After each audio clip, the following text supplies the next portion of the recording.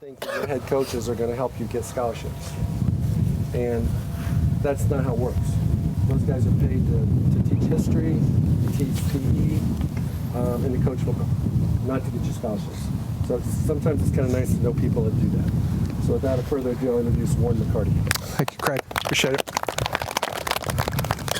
Guys, it was a lot of fun getting a chance to watch you guys be out here and compete. I know we don't have pads on, but it's good to see how guys are able to deal with some adversity, challenge each other, talk a little trash, and perform. I like watching guys in their element. I'll tell you guys a little bit about myself, so I'm not too long-winded. Spent 11 years in pro football scouting and coaching. Got out in 2008 to work for ESPN and train quarterbacks privately, which is what I do primarily. Okay. In addition to getting guys ready for the NFL, at the quarterback position, I've trained a lot of high school guys to get them ready for college. And in doing so, I've kind of fallen backwards originally into the recruiting business. Now, where I come from in Texas, it's pretty easy for guys to get recruited, okay? Out of the 124 Division I schools, about all 124 will hit Dallas, Houston, San Antonio, every school. Not to mention all the FCS programs and all the D2 schools. So if you are any good in Texas and you've got film and grades, you're going to get seen because they will literally be there on your campus. Here in Colorado, it does not work that way. We might have 10 D1 schools roll through Colorado, not counting CU, CSU, Wyoming, and Air Force, okay? So as a parent, as an athlete, you have to ask yourself, okay, if they're not going to come here to see me on campus, how do I get noticed? And that's where the big business of recruiting and the business of recruiting has kind of taken off. And a lot of parents have been fleeced out of a lot of money and a lot of dreams have been shattered. So I guess today what I really want to do is just help you guys separate some fact from fiction on what's real and what's not with recruiting, okay? There is no magic scholarship fairy. Just because you're a baller does not mean you're going to get an offer. Just because you're a baller on a state championship team does not mean you're going to get an offer. The world does not work that way. If you're a quarterback and you're a baller and you throw for 3,000 yards, that does not mean you're going Division I. It's about separation. How do you separate yourself from all the other dudes that play your position and are similar height, weight, 40, and have similar performances on the field? If you're a quarterback, think about this. There's 124 D1 schools. Everybody's going to sign one. Some will sign two.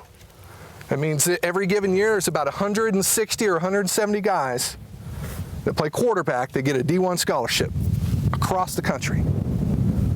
Dudes, there are over 1,000 high schools in Texas, okay? There's 1,000 starting quarterbacks in Texas alone, not to mention this state with 270 plus high schools, plus all the other high schools across the country. So if you're a quarterback, you have to ask yourself, am I one of the best 170 dudes in the country? And if you believe that, how do you let everybody else know? Well, A, you have to have your film in the hands of coaches, not just the recruiting coordinators, but the position coaches that coach you. And secondly, you have to make sure that they visually see you. Either they come out here to see you in the spring, which Colorado kids kind of get hosed because we don't have padded spring ball in May like most other states do. College coaches can't attend 7-on-7, so your film has to be the sales pitch. And if they're not sold on the film, you got to go to their camp, okay? But that's where reality comes in for you guys as parents. Okay, is Johnny good enough to play at the University of Texas? Are we going to spend money to send him to University of Texas's camp? Or is he more likely to play at Utah State? There has to be some separation there in terms of what's real and what's not. Okay, does that make sense? So you guys as athletes, I'm not telling you to dummy down your dreams, I'm telling you to be real about what's realistic. Okay? The flip side is 15% of NFL rosters this year were made up of guys that did not play Division I football. 336 dudes suited up in regular season games this year that did not play D1 ball. Okay, that's over 10 dudes a team. All right, It's not about where you go, it's what you do when you get there. The second piece, especially for kids from Colorado, because you guys don't get the benefit of the doubt that a kid from Texas or California or Florida does. Not only do you have to be elite, but you better not have any skeletons in the closet, and you better be on point with your grades, because you're going to be compared to somebody who's the exact same playing against better competition on Friday nights. Okay? Now, where I come from in Texas, the smallest crowd I ever played in front of was 10,200 in high school. I was against Carlsbad, New Mexico, and they didn't bring anybody. Played in front of 20,000 3 times. Well, coaches think about that too. Is this baller from Colorado who plays in front of 2,000 people on Friday nights going to be able to handle walking out in front of 75,000 people with national TV cameras? It's a legit question, which is all the more reason why when you go to your camp, when you go to their camp to get on their facility in front of other high-level athletes, you got to have your chest puffed out like you belong. And that's why I love the 7-on-7 stuff, and I love the fact that you guys are getting to travel and go compete against people, because you're getting to compare yourself against the best of the best, right? Does that make sense? So as parents and as athletes, you got to make sure the film gets noticed and looked at by the right people, and then you have to decide if they're legitimately interested, can you get to their camp? The June one-day camps. The other issue is that every school in the country does their camps in June. So you might have 3 schools that want you to come work out, and it's all the same day. And that's where reality sets in. Do I have a better chance at playing at Utah State or Texas? Colorado State or Notre Dame? Does that make sense? And if you feel like you belong at Notre Dame, then you damn well better go to Notre Dame and show it. Okay?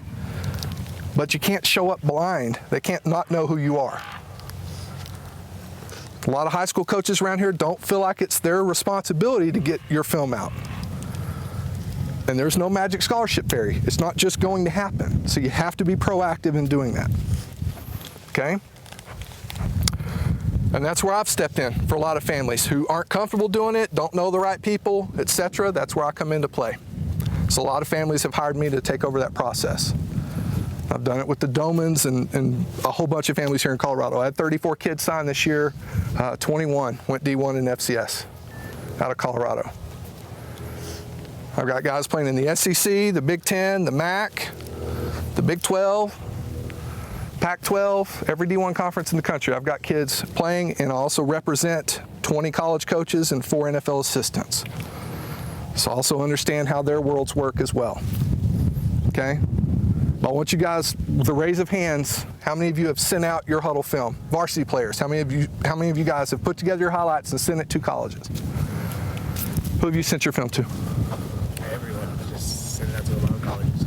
Okay. What kind of feedback have you gotten? Not very much. Not much yet. Okay. You going into your senior year? Yes, Coach. Okay. What are your grades like? Pretty decent.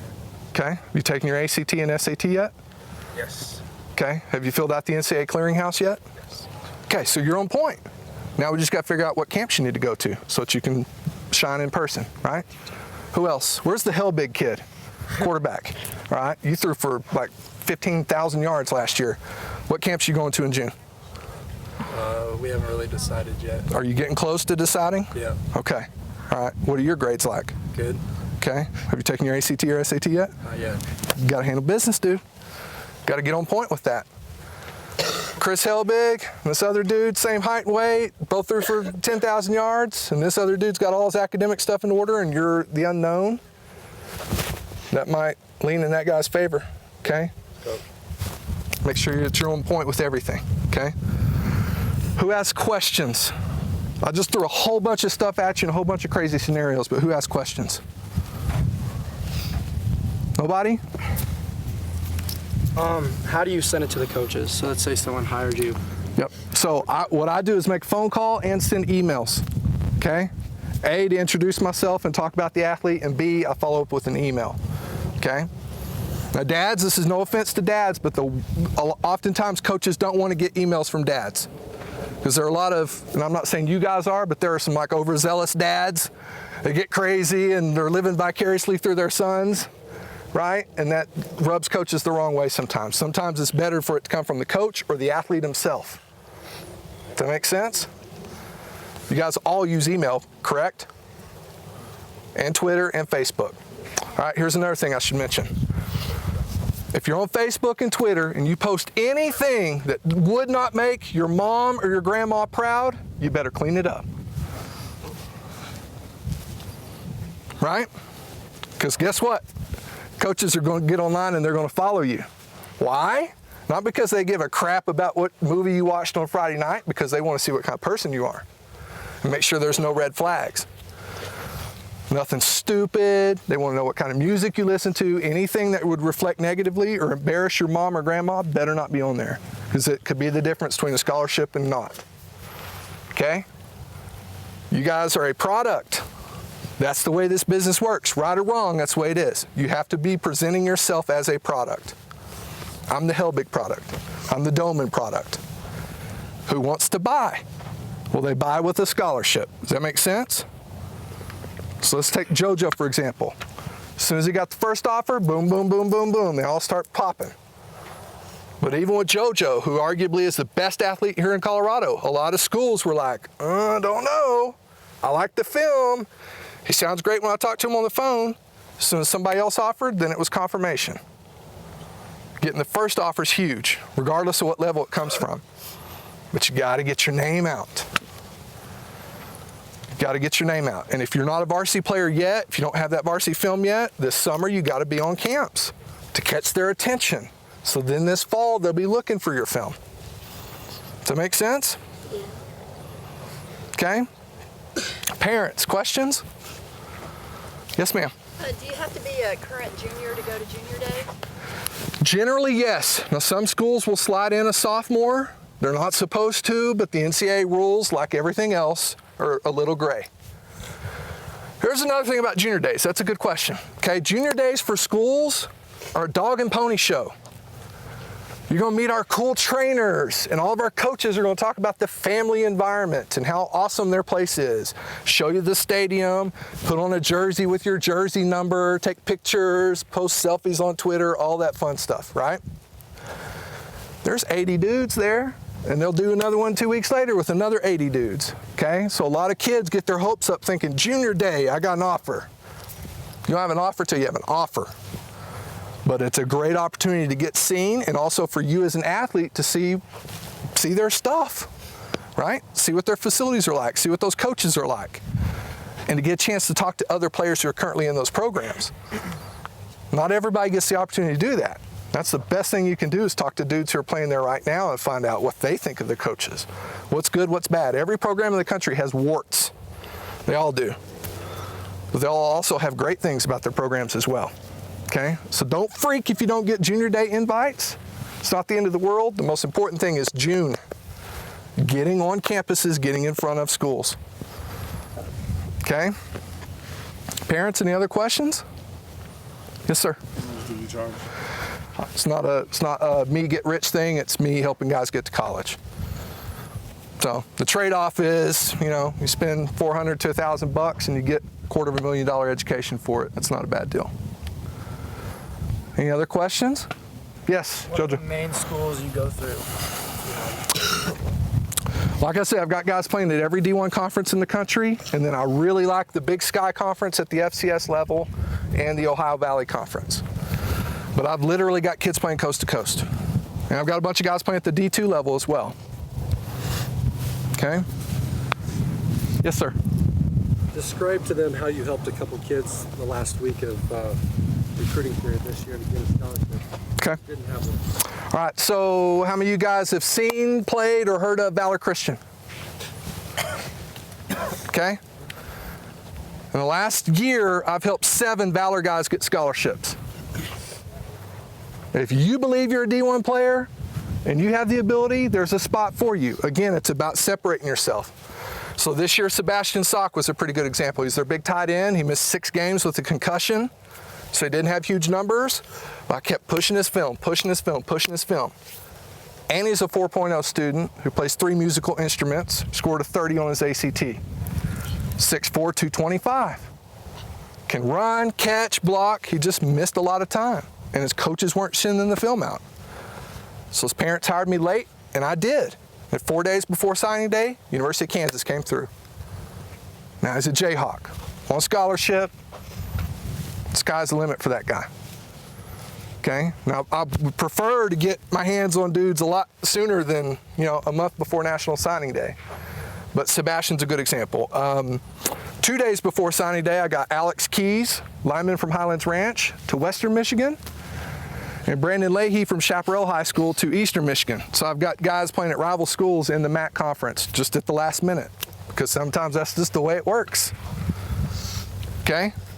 Yes, sir. You talked about GPA, ACT. How important is that stuff for Division I football scholarship? Great question. You have to be a qualifier. Moving forward, it's going to be a 2.5 and an 18. Okay? 2.5 in your core classes, not basket weaving and bowling and crap like that, but your actual core academic classes, you got to be a 2.5 moving forward. Okay? That's just like minimum, just minimum. Considered. Minimum. So coaches, moms, and dads are always like, get your grades up, get your grades up, get your grades up. Well, it's not because we need you to be a 3.0 student to get in to Kansas. It's because when those coaches are comparing two comparable athletes and one's a 3.5 student and one's a 2.5 student, they're probably going to go with 3.5 because that's one less kid they got to worry about being academically eligible come Saturdays in the fall. Does that make sense? Again, it's about separating yourself. Here's the other reason why that's important. Okay, at the FCS level, y'all know what FCS is, right? It's the Montana States, Northern Colorados of the world. FCS in Division II can stack. Who knows what stacking is? Anybody? Stacking is where a school can give you football money and academic money based on your grades to cover you up in full. That's how FCS schools are able to fill out a roster. FCS schools only have 63 scholarships. D1 is 85. Division II is up to 36 scholarships. Okay? So if you've got grades that are on point, you can still get to that level and still have everything covered up where mom and dad aren't paying a penny. If your grades are high enough, if your test scores are high enough. So at the D2 level it matters, at the Division I level it matters. Grades are absolutely important. Questions? Anybody else? What's the timing for starting this sort of stuff? I mean, I know there's like seniors all the way down to freshmen. Yeah. Okay, so ideally in terms of like, we want to start going to camps and stuff by the time they're in the 9th grade. Finish 9th grade in the fall, and then that spring going into their sophomore year, you want to be on college camps, college campuses at their camps in terms of football, okay? In terms of sending out film, the minute you've got varsity experience under your belt, that's when that stuff's got to go out, especially for quarterbacks, because they generally work a year ahead of time. Okay? But the sooner the better. Now, if you're a senior going into your senior year, it's not too late, but you got about 2.5 months to figure out what camps you're going to and get your film out. That process is going on now. I'll give you a good example, and I'll get to Craig's question. Colorado State right now has offered 193 kids in this class for about 22 scholarships. Out of that 193 dudes, including JoJo, only 8 are here in Colorado. Let that sink in a little bit. Okay, even the schools here in your backyard don't necessarily trust the talent level of Colorado athletes. But the minute Kansas or Utah State or somebody offers one of my kids, then boom, boom, boom, CSU and CU are back in the mix. Okay? So don't be afraid to leave the state to go to a camp, especially if it's something where you might end up getting an offer out of it. CU and CSU know who you are. These other schools that are in the surrounding area or from coast to coast literally don't, because nobody really truly recruits Colorado. Well, how does CU and CSU know these kids? Each coach is assigned 10 to 15 schools, so they'll be in touch with the high school head coach. They'll be at games in the fall. They get a good idea of who the kids are. Now, I'm not trying to bash CU and CSU. I got 7 kids that play at CU. Okay, I had Weston Richburg and Crockett Gilmore that just got drafted from CSU. Okay, if it was up to me, all you guys go play there and both programs would be awesome. But they look for out-of-state confirmation. They want somebody else to offer an in-state kid before they'll pull the trigger. Over and over and over again it happens. 4 years in a row it's happened. They know it, they see it, but until somebody else offers, they often won't pull the trigger, okay? And how do the colleges, do they pay attention to the coursework actually taken?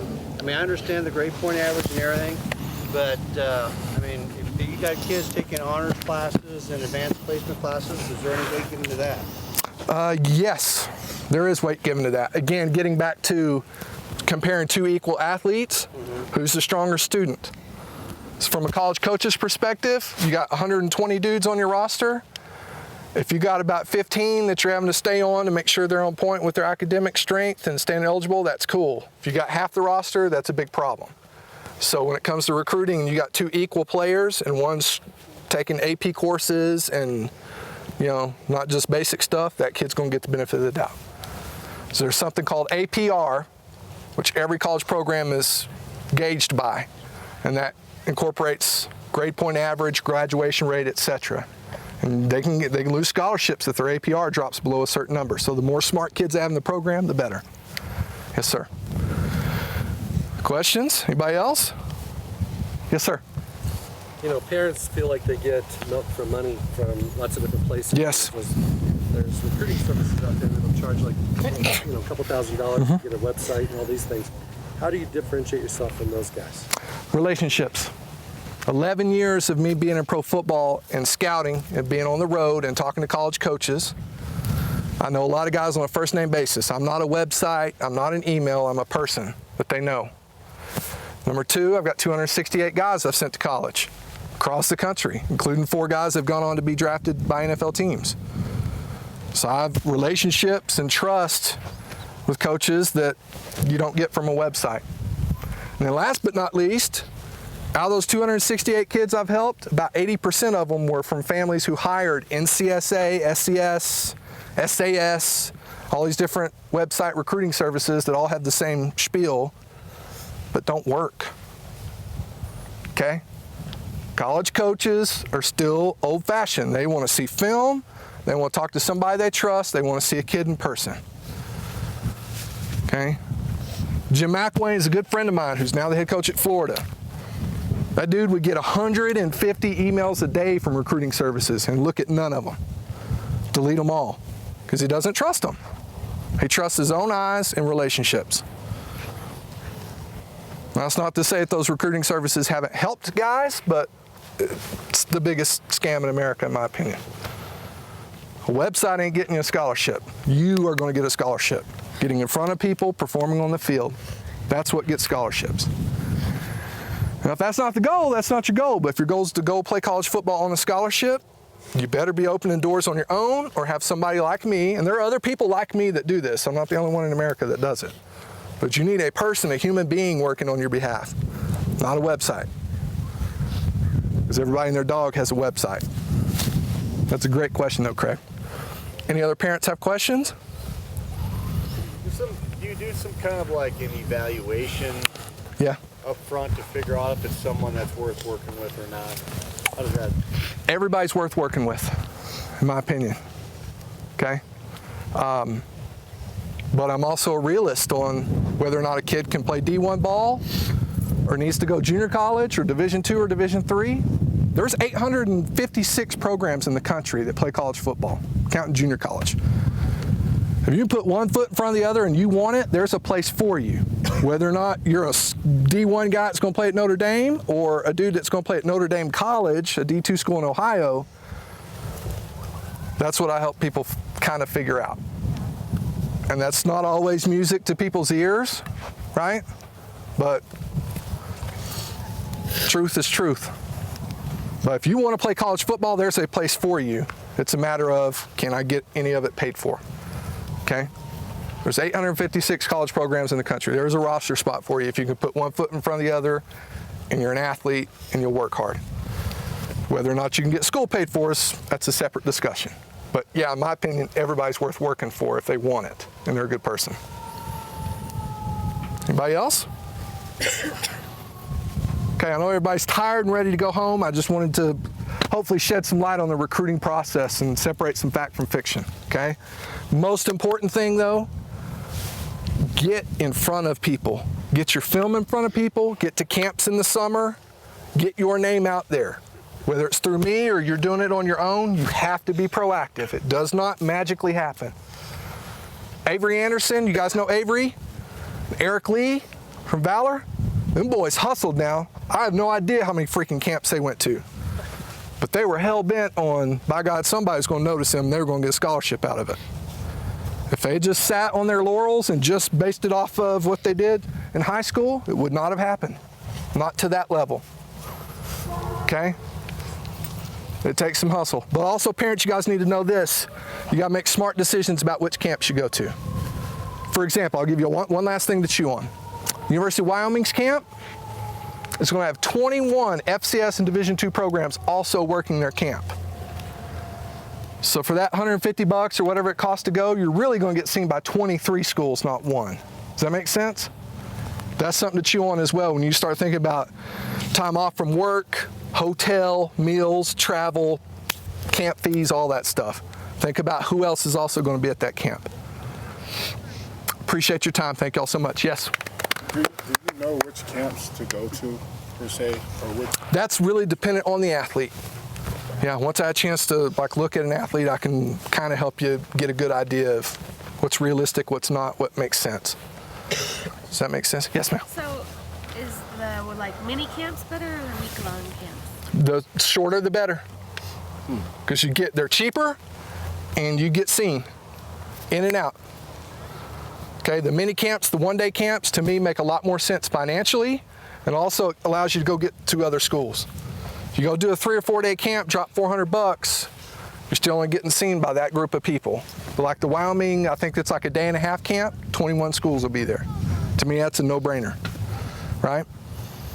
But some of the programs that run these 4-day padded camps, it's a lot of money, and you're there for 4 days when you might have been able to hit 3 camps over that period of time. Does that make sense? So would you recommend going to, like you said, one of these regular 2-day camps or 1-day camps, or what about the football full contact camps? I'm really more of a fan of full contact camps for linemen. 7-on-7, the 1-day camps, that's better for skill guys. For the big boys, sometimes coaches want to see them in pads, see them go up against equal competition. So for linemen, padded camps are generally better, but for skill guys, 1-day camps. Yep. I'll use JoJo as an example. His film speaks for itself in terms of his ability. He doesn't have to go to a padded camp for 3 days at one school to show him how he looks running in pads. They see that on film. But padded camps generally make more sense for linemen. So if they can see 6'4", 260 against 6'4", 260. Does that make sense? Okay. Yes, sir. Before we give it up for Warren, I'd like for you to tell everybody how they can get a hold of you if somebody's interested in talking. Gotcha. Real easy. Just go to my website, mypassionisfootball.com, and phone number and email and all that stuff's on there. You can get with me afterwards. Okay. I hope I've given you guys, as players and parents, just some stuff to think about. I don't have all the answers, but I got a lot of them. But most importantly, though, this is home for me and my family now, and I want to continue seeing every kid from Colorado who wants to play at the next level know how to pursue it and know how to go get it and then go get it. Because there's a hell of a lot of talent here in this state. I didn't know it when I moved here, but there is. And every year I'm seeing more and more kids sign. But we got to get everybody on board with how the process really works. Okay, appreciate your time. MyPassionIsFootball.com. NY. Yep. Yep. All right, appreciate you guys. Thank you. Thanks, Warren. I appreciate it. Yeah, you bet.